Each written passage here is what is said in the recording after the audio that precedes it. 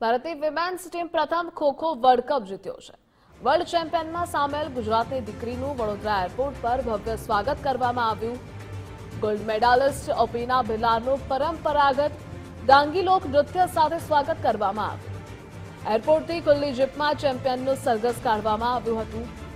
મૂળ ગુજરાતના ડાંગની ખો-ખો ખેલાડી ઓપીના ભિલારે ગર્વ સાથે કહ્યું હતું કે ખૂબ સારી તૈયારી કરીશું અને આગામી સમયમાં ઓલિમ્પિકમાં રમવાનું સપનું છે।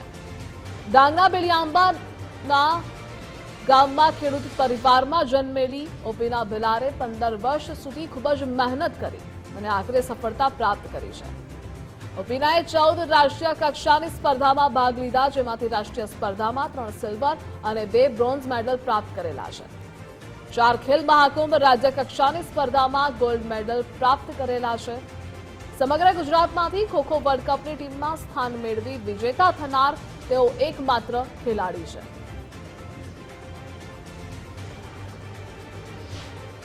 खो-खो गेम ऐसी है कि वो ज़्यादातर पॉपुलर नहीं थी।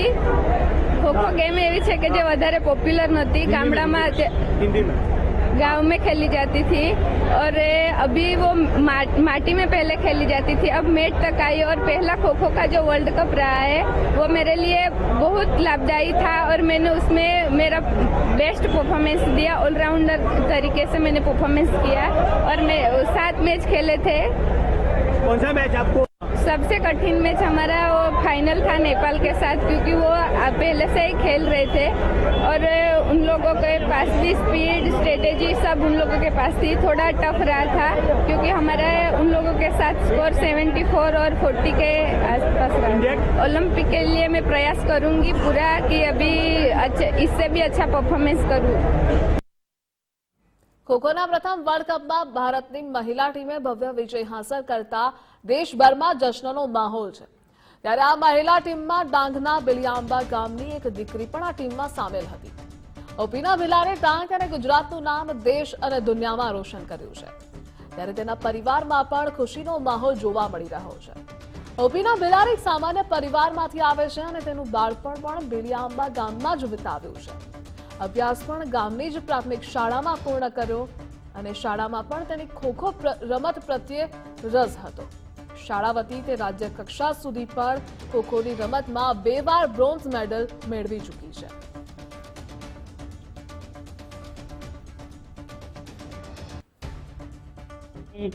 છ ફેમિલી મેમ્બર છે અને અમને રમત ભણવાની બાબતમાં અને રમત ગમતની બાબતમાં એણે કોઈ રોકટોક કરી નથી। ઘરનાએ મમ્મી પપ્પાએ ખૂબ જ સપોર્ટ કર્યો છે અને અમે ડાંગના અંતરાળી વિસ્તારના છીએ અને ડાંગના છેવાડે ગામ છે અને એ બિલિયામ્બા સ્કૂલમાં ભણતી।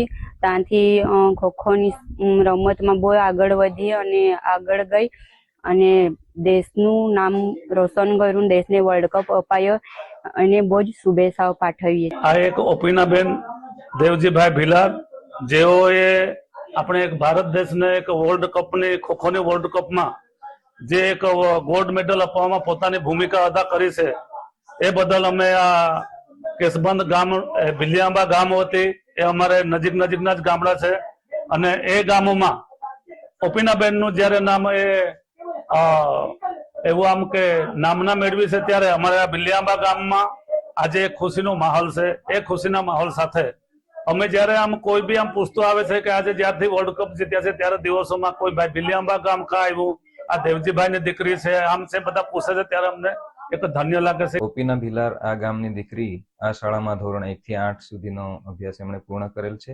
ત્યારબાદ જિલ્લા લેવલ સ્પોર્ટ્સ સ્કૂલ તાપી ખાતે એમણે બાકીનો અભ્યાસ પૂર્ણ કરેલ છે અને આ દીકરીની પસંદગી જ્યારે ભારતીય ખોખો મહિલા ટીમમાં થઈ તે ગામ અને શાળા માટે ખૂબ ગૌરવની વાત છે। આ દીકરી રમતમાં ખૂબ આગળ વધે એવી શુભેચ્છા પાઠવીએ છીએ। આ શાળામાં જ્યારે આ દીકરી ભણતી ત્યારે એમણે ખેલ મહાકુંભ સ્પર્ધામાં 2011-12 અને 12-13માં રાજ્ય કક્ષાએ બ્રોન્ઝ મેડલ મેળવી આ શાળા અને જિલ્લાને ગૌરવ અપાવેલ છે।